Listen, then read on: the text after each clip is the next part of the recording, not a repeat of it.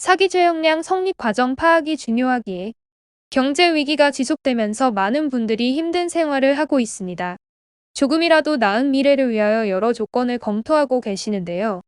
최근 들어서 인기를 얻고 있는 투자 종목으로는 주식과 코인, 가상화폐 등의 거래가 있습니다. 실제로 개미주주에서 1억 천금의 기회를 얻은 사람들의 이야기가 성행을 하면서 나도 재산을 늘려갈 수 있을지 모른다는 기대를 하게 됩니다. 하지만 주식, 가상화폐, 부동산 투자 등과 같은 내용은 정보가 중요하고 시장의 흐름을 읽는 기본적인 눈도 필요합니다.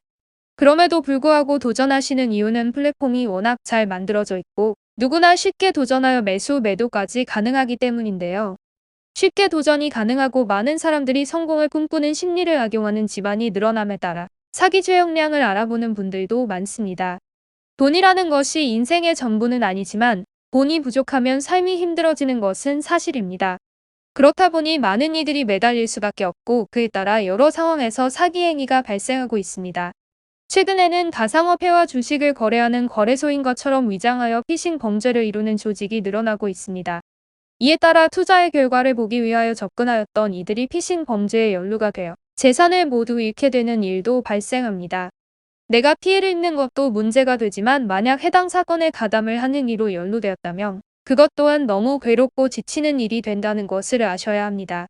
사기 죄형량은 생각보다 높은 편입니다.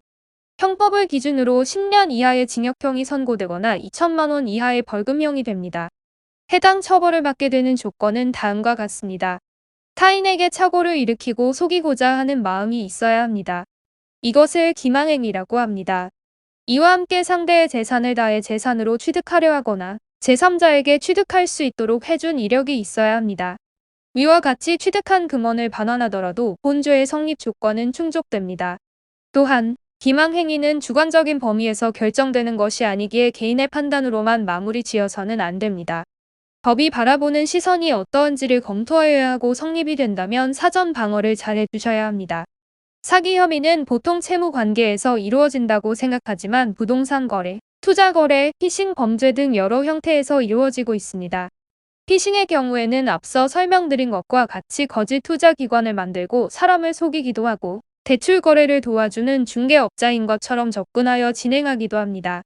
피싱 사건으로 고소를 당하게 되면 그 조직의 운영 간부가 입건된다고 생각하지만 실상은 아래에서 인출책, 전달책, 수거책, 전화상담 등의 역할을 한 사람들이 입건되는 경우가 대부분입니다.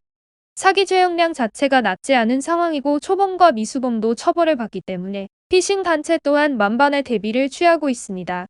주체가 되는 조직의 임원이나 일원이 발각되고 잡히는 이를 방어하기 위하여 해외 IP를 쓰거나 실제로 해외 거주자인 경우가 대부분입니다.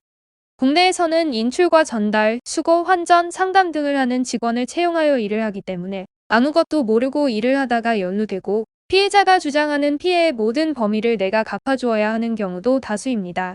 나 또한 피해자임에도 불구하고 가해자의 입장에서 형사 절차를 밟아야 하기에 당황스러울 수밖에 없습니다. 본 사건은 당황스럽다고 하여 대충 처리해서는 안 되는 일입니다. 내가 하지 않은 일이기에 알아서 잘 해결될 것이라는 생각도 금물입니다. 무고함을 주장하는 것이 나의 무죄를 입증해주는 결과물이 아니라는 것을 아셔야 하는데요. 경찰 조사 과정과 검찰의 수사 과정에서 무고함을 증명하고자 한다면 내가 가지고 있는 억울함에 대한 객관적인 증거 자료가 필요합니다.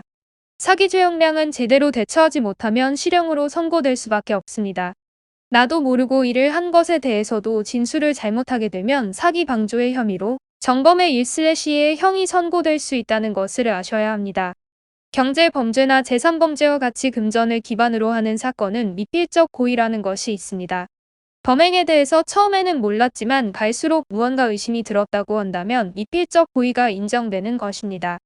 미필적 고의가 성립되면 나 또한 처벌을 면하기 힘듭니다. 내가 빠르게 대처를 하지 않았기에 피해 사례가 늘어난 것이고 그 규모가 커진 것이기 때문입니다. 나의 안일한 행동에 대해서도 법원은 책임을 물을 수 있습니다.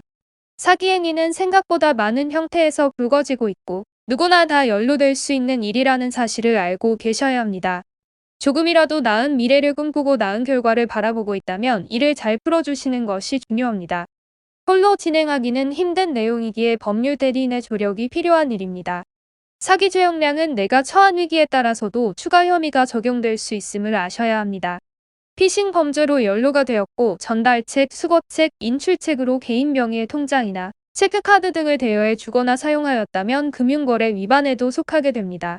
각자의 상황에 따라 처한 부분을 모두 정리해 주어야 하기에 법률 대리인과 함께하는 과정 고려하시는 것이 좋습니다. 법률사무소 아래서는 다수의 경제, 재산 범죄 사건 경험을 가지고 있습니다. AL의 전문 변호사는 카톡 채널을 통해 무료 법률 상담을 도와드리고 있으니 도움이 필요하시다면 연락하시길 바랍니다. 무료 상담은 24시간으로 운영되고 있으며 전문 변호사가 직접 도와드리고 있으니 아래 이미지를 클릭하셔서 바로 상담을 요청하시길 바랍니다.